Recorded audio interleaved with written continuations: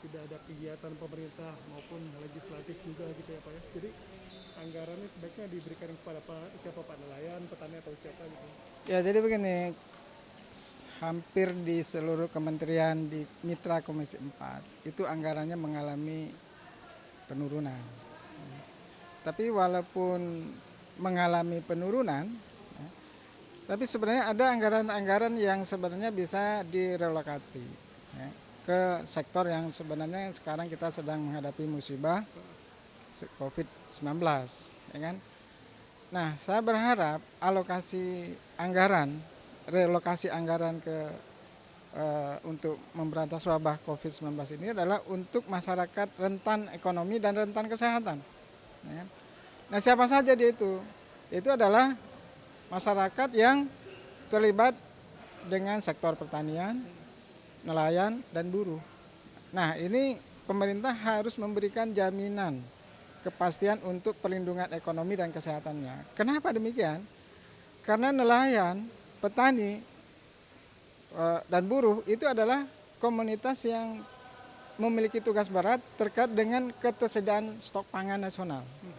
Nah, jadi negara dalam hal ini pemerintah itu harus segera merelokasi anggaran di sektor Kementerian Mitra Komisi 4 atau juga kementerian yang lain yang bisa direalokasikan ke sektor masyarakat rentan ini. Saya pikir itu adalah lebih baik karena kalau kita mengingat luasan daripada cakupan sebaran dari COVID-19 ini kan sudah sampai kepada tingkat desa gitu.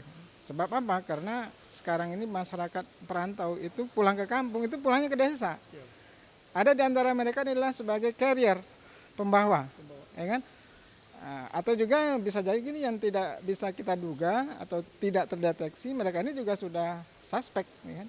Nah, itu dia datang ke desa. Nah, di desa dia kan bersentuhan dengan masyarakat desa dan masyarakat desa itu adalah petani dan nelayan. Nah, ini yang menurut saya pemerintah harus melakukan relokasi anggaran secepatnya karena ini adalah tingkat penyebaran. Kecepatan tingkat penyebaran COVID ini harus kita imbangi dengan kecepatan kita untuk menghentikannya. Bapak kan kalau kasus pertama COVID-19 ini ditemukan di Wuhan di Hubei Cina ya Pak ya. Ya. Tapi kalau kita lihat itu di Wuhan sendiri sudah tidak ada kasus baru dan itu butuh waktu 5 bulan untuk mengatasi. Kalau menurut Bapak kita akan sama seperti itu atau bisa lebih cepat nanti pemerintah mengatasi? Kalau pemerintah ini lelet, saya pikir ini kita akan berisiko ya. Berisiko dari segi kesehatan dan juga berisiko terhadap ekonomi kita. Ya kan? Jadi saya minta pemerintah dalam ini tidak ragu, ya kan, melakukan keputusan untuk melakukan lockdown. Dan dia harus disiplin. Ya kan? Jadi kalau misalnya sekarang ini terjadi adalah wilayah A melakukan karantina wilayah B melakukan karantina wilayah, sementara wilayah lain tidak melakukan tindakan yang sama, saya pikir ini sama saja kita membiarkan COVID-19 itu akan menyebar gitu. Nah, jadi oleh karena itu ini adalah untuk lockdown nasional ini adalah pemerintah pusat ya, yang melakukan kebijakan secara menyeluruh terhadap wilayah yang lebih luas ini. Gitu.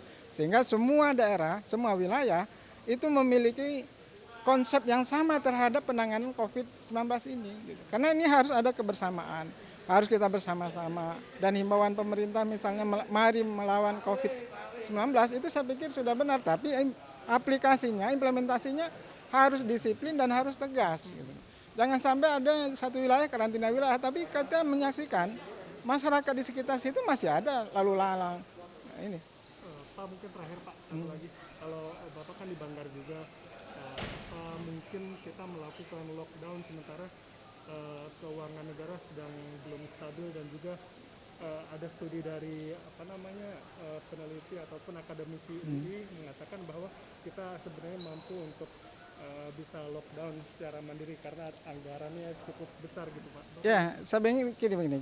Ini adalah tergantung kemampuan pemerintah untuk melakukan klaster anggaran. Mana yang tidak penting, mana yang penting, mana yang mendesak, mana yang tidak mendesak. Nah, sekarang ini keperluan anggaran untuk infrastruktur, untuk membangun ibu kota baru, itu kan kebutuhannya bisa ditunda. Dan dia tidak terlalu mendesak. Nah, hal yang mendesak sekarang ini adalah kita bagaimana mengatasi persoalan COVID-19 ini yang sudah meluas di berbagai daerah, dan itu perlu anggaran yang tadi saya sebutkan untuk kepentingan infrastruktur, untuk kepentingan pemindahan ibu kota negara, itu sementara itu direlokasi saja untuk keperluan ini. Bukan berarti kita tidak membangun infrastruktur, tapi sementara ditunda gitu. Nah, ini sangat penting. Karena bila misalnya negara ini tidak melakukan sesuatu hal yang penting dan mendesak untuk mengatasi ini, saya pikir kita akan lebih parah dari keadaan di Wuhan.